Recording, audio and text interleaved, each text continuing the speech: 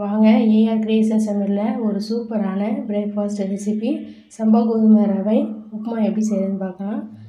இப்போ சம்பா கோதுமை ரவை செய்கிறதுக்கு ஃபஸ்ட்டு நம்ம வந்து ஸ்டவ் ஆன் பண்ணி வானடி வச்சுருவோம்.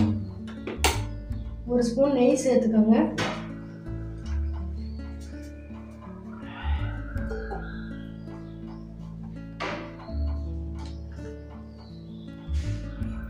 நெய் பார்த்தீங்கன்னா நல்லா உருக்கிடுச்சு. இதை பார்த்தீங்கன்னா ஒரு டம்ளர் சம்பா கோதுமை ரவை எடுத்துருக்கேன்.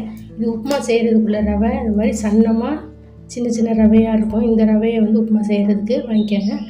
இப்போ இதை சேர்த்து லைட்டாக வந்து வறுத்து எடுத்துக்குவோம்.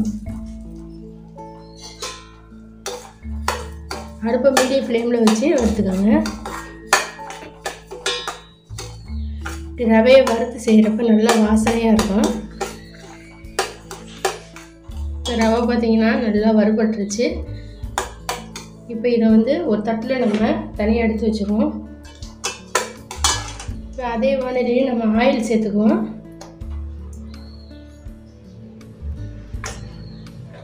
இப்போ பார்த்தீங்கன்னா நல்லா 3 ஸ்பூன் ஆயில் சேர்த்துருக்கேன். நல்லா ஆயில் சூடாகட்டும்.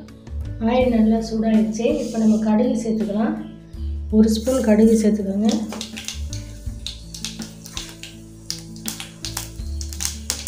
உளுந்து ஒரு 1/2 ஸ்பூன் சேர்த்துக்கோங்க. கடலைப்பருப்பு ஒரு 1/2 ஸ்பூன் சேர்த்துக்கோங்க. கருவேப்பிலை சிறிதளவு சேர்த்துக்கோங்க. கடுகு கடலைப்பருப்பு நல்லா செவந்து வந்த பிறகு ஒரு 1/2 துண்டு பார்த்தீங்கன்னா இஞ்சி வந்து தோல் சீவி பொடியாக கட் பண்ணிங்க அதை சேர்த்துக்கோங்க. பெரிய வெங்காயம் ஒன்று வந்து நீட் ஐட்டமாக நல்லா கட் பண்ணிட்டு அதையும் சேர்த்துக்கோங்க.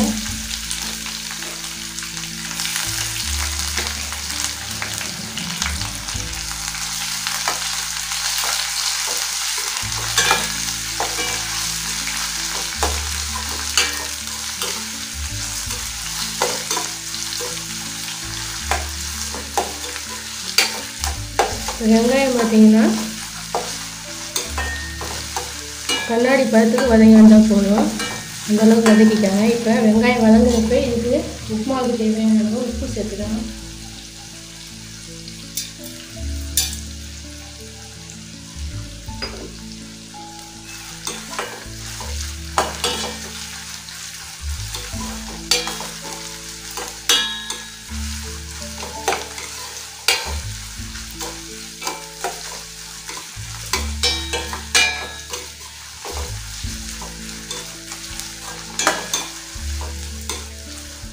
கூடவே பார்த்தீங்கன்னா பச்சை மிளகாய் சேர்த்துக்கலாம். ஒரு 2 பச்சை மிளகாய் நான் எடுத்துருக்கேன். நம்ம ரவை எடுத்து அதே டம்ளரில் 1 டம்ளர் ரவைக்கு பார்த்தீங்கன்னா 3 டம்ளர் தண்ணி சேர்த்துக்கோங்க.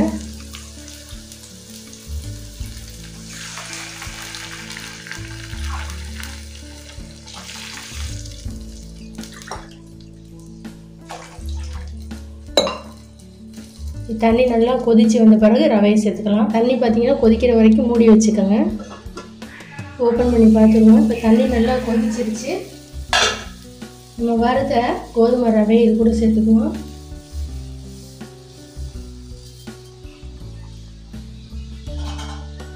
அடுப்பை மீடியம் ஃப்ளேமில் வச்சுக்கோங்க.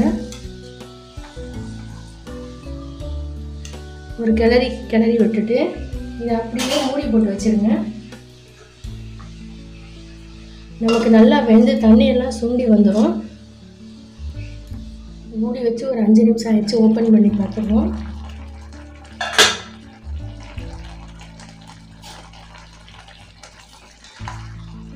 ஓரளவு தண்ணி பார்த்தீங்கன்னா ட்ரை ஆகிருக்கு. ஒரு கிளறி விட்டுக்கோங்க. இந்த மாதிரி கிளறி விட்டுக்கிட்டு கூடவே ஒரு 1/2 ஸ்பூன் மட்டும் நெய் சேர்த்துக்கோங்க.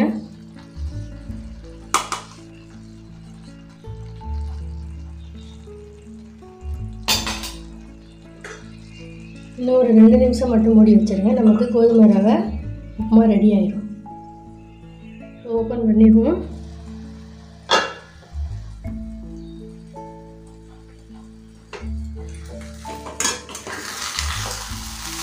ஃபுல்லாக ட்ரை ஆகிடுச்சு பாருங்கள். தண்ணியெல்லாம் ட்ரை ஆகிடுச்சு.